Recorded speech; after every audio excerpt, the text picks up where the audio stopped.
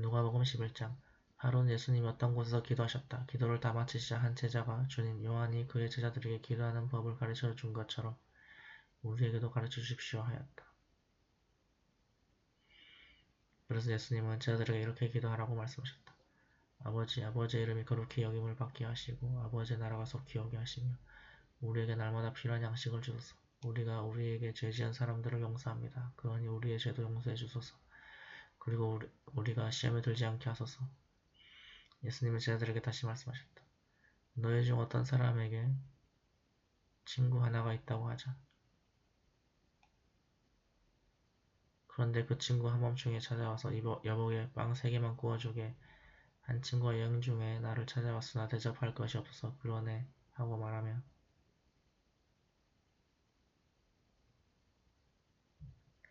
그가 안에서 나를 괴롭히지 말게 이미 문은 닫혔고 아들과 나는 잠자리에 들었으니 지금 일어나 줄 수는 없네 하고 거절할 수 있겠느냐.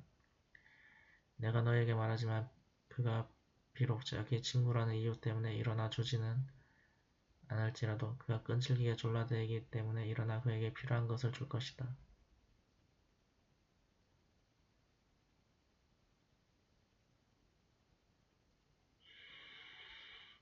그래서 내가 너희에게 말한다. 구하라 그러면 받을 것이다. 찾아라 그러면 찾을 것이다. 문을 두드려라 그러면 열릴 것이다.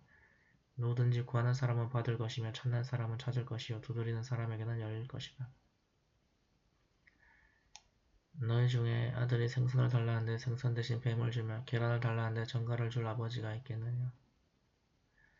악한 사람이라도 자기 자녀에게는 좋은 선물을 줄 줄 아는데 하물며 하늘에 계신 너희 아버지께서 구하는 사람에게 성령을 주시지 않겠느냐. 하루는 예수님이 벙어리 귀신을 쫓아내시자 귀신은 나가고 벙어리 되었던 사람이 말을 하기 시작하였다. 사람들은 이것을 보고 놀랐으나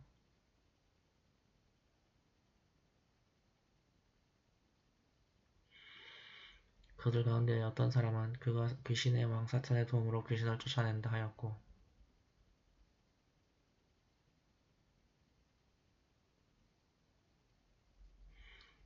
또 어떤 사람은 예수님을 시험하려고 하늘에서 오는 기적을 요구하기도 하였다. 그러나 예수님은 그들의 생각을 아시고 이렇게 말씀하셨다. 어느 나라든지 서로 싸워 갈라지며 망하고 한 집안도 서로 싸워 갈라지며 망한다. 너희는 내가 사탄의 도움으로 귀신을 쫓아낸다고 하는데 만일 사탄이 서로 싸워 갈라진다면 어떻게 그의 나라가 설 수 있겠느냐.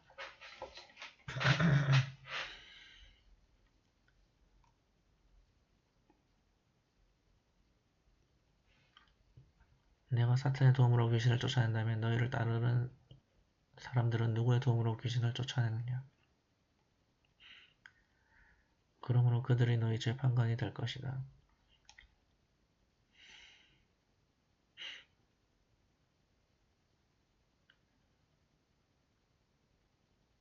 그러나 내가 하나님의 능력으로 귀신을 쫓아낸다면 벌써 하나님의 나라가 너희에게 와 있는 것이다. 강한 사람이 철저하게 무장을 하고 자기 집을 지킬 때에는 그의 재산이 안전하다. 그러나 그보다 더 강한 사람이 달려들면 그가 믿고 있던 무기와 재산을 다 빼앗길 것이다. 나와 함께하지 않는 사람은 나를 반대하는 사람이고 나와 함께 모으지 않는 사람은 흩어버리는 사람이다. 더러운 귀신이 어떤 사람에게서 나와 물 없는 곳으로 다니며 쉴 곳을 찾았으나 얻지 못하였다. 그래서 귀신이 내가 나온 내 집으로 돌아가야겠다 하고 가보니 그 집이 깨끗이 소재되고 정돈되어 있었다.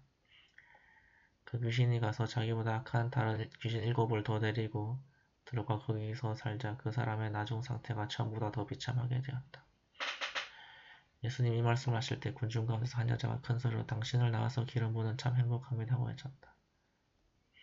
그러나 예수님은 하나님의 말씀을 듣고 실천한 사람이 더욱 행복하다 하고 말씀하셨다.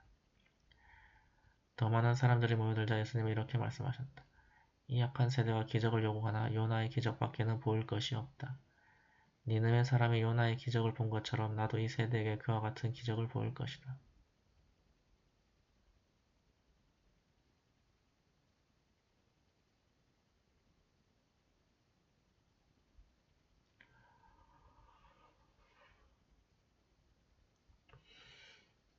솔로몬의 지혜를 들여고 땅끝에서 왔던 남방여왕도 심판 때에 일어나 이 세대 사람을 죄인으로 단정할 것이다.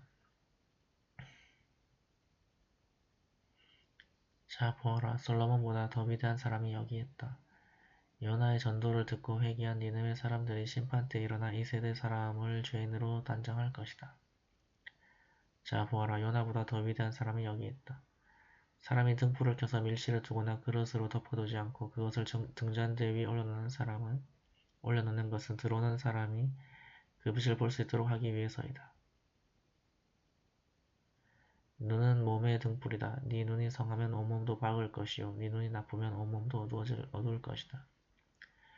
그러니 네 속에 있는 빛이 어둡지 않은가 살펴보아라. 너의 온몸이 밝아 어두운 데가 없으면 마치 등불이 너를 비출 때와 같이 온몸이 밝을 것이다.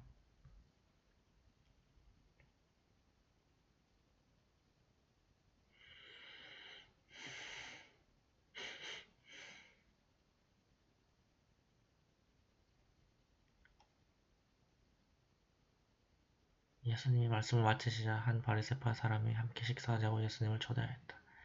그래서 예수님이 들어가 식탁에 앉으셨는데 이 바리새파 사람은 예수님이 식사 전에 손을 씻지 않는 것을 보고 놀라는 표정을 지었다. 그래서 예수님이 이렇게 말씀하셨다. 너희 바리새파 사람들은 잔과 접시의 겉은 깨끗하게 하지만 속은 탐욕과 악으로 가득 차 있다. 어리석은 사람들아 겉을 만드신 분이 속도 만드시지 않았느냐. 너희가 가진 것을 가난한 사람들에게 주어라. 그러면 모든 것이 너희에게 깨끗해질 것이다.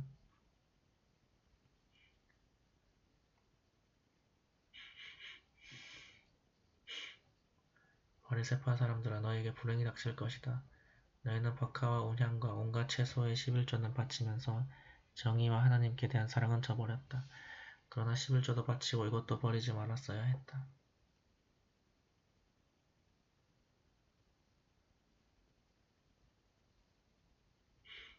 바리새파 사람들아 너희에게 불행이 닥칠 것이다. 너희는 회당의 높은 자리를 좋아하고 또 시장에서 인사받는 것을 좋아한다. 너희는 평평한 무덤과 같아서 사람들이 그 위를 걸어다니면서도 무덤인 줄 모른다. 그때 한 율법학자가 예수님께 선생님 이렇게 말씀하시니 우리까지 모욕하시는 것이 아닙니까 하였다. 그래서 예수님이 다시 말씀하셨다. 너희 율법학자들에게도 불행이 닥칠 것이다. 너희는 지기 어려운 짐을 사람들에게 지우고 너희 자신은 손끝 하나 까딱하려 하지 않는다. 너희는 너희 조상들이 죽인 예언자들의 무덤을 꾸미고 있다. 너희 조상들은 예언자들을 죽였고 너희는 그들의 무덤을 꾸미고 있으니 사실 너희는 너희 조상들이 행한 일을 인정하고 있음을 증거하고 있다.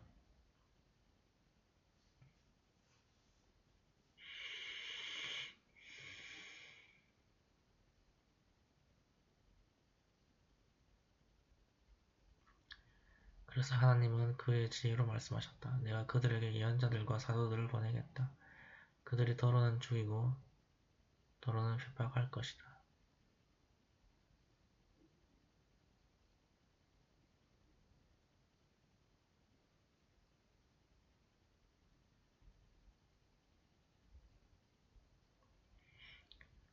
그러므로 세상이 시작된 때부터 지금까지 죽음을 당한 모든 예언자들의 피에 대하여 이 세대가 책임을 져야 할 것이다.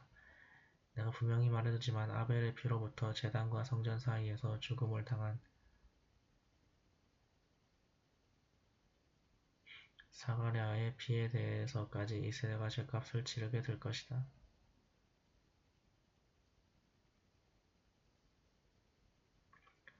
너희 율법자들은 지식의 열쇠를 가지고 있으면서도 너희 자신도 들어가지 않고 또 들어가려고 하는 사람도 못 들어가게 막았다. 예수님이 거기서 나오시자 바리새파 사람들과 율법자들이 예수님을 아주 적대시하고 여러가지 질문을 하여 예수님이 하시는 말씀에서 잡아갈 구실을 찾으려고 노리기 시작했다.